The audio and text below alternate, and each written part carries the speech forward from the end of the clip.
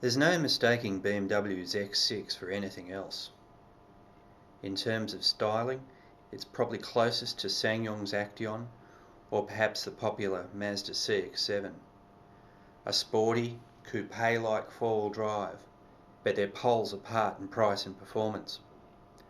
At almost 4.9 metres and weighing in at just over 2.1 tonnes, the X6 is a big sucker, but one that is surprisingly agile for its size. It also looks much better in the metal than it does in pictures, particularly the rear with its raised, muscular haunches.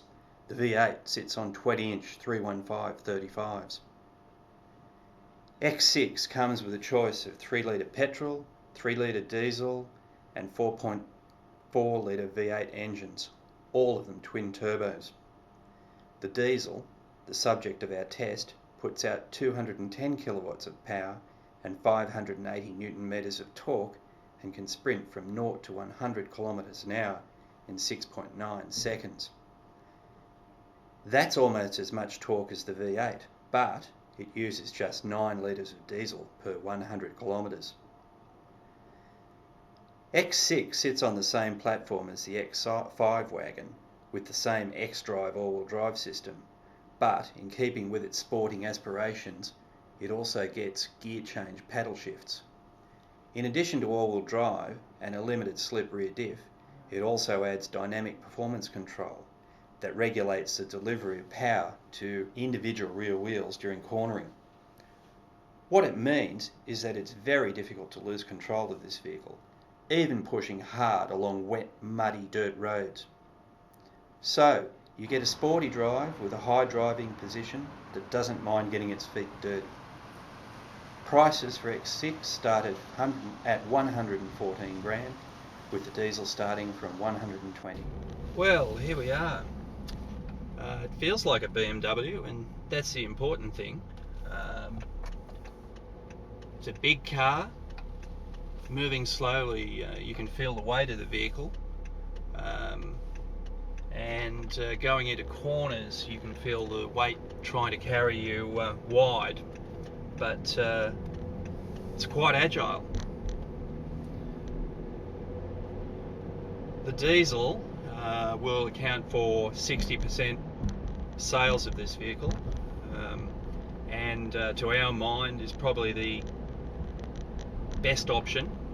Big vehicles generally use a lot of fuel, and this one will use more than most. The diesel is rated at 9 litres per 100 kilometres, and that's going to save you a lot of money in the long run. Bit noisy and coarse, more so than the petrol engine, but at the same time I think you can forgive that in view of the savings that it will provide. The X6 is of course based on the X5 platform, and as such comes with generally the same running gear.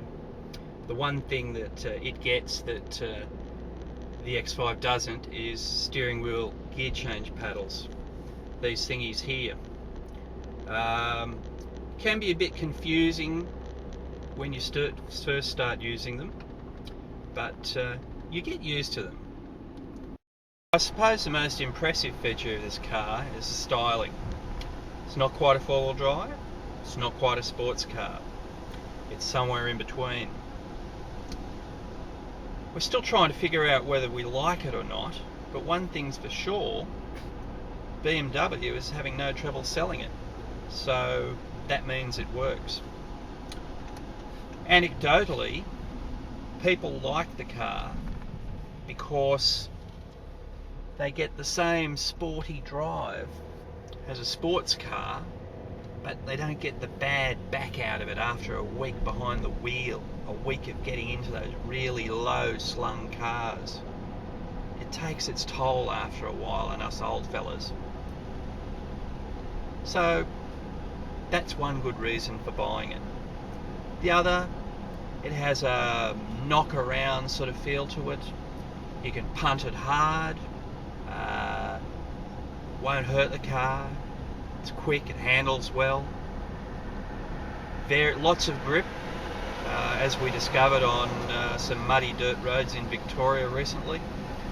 Very, very well controlled. The X-Drive four-wheel drive system, very sophisticated, makes even mud drivers like us look good. Really, it's really a question of whether you like the styling or not.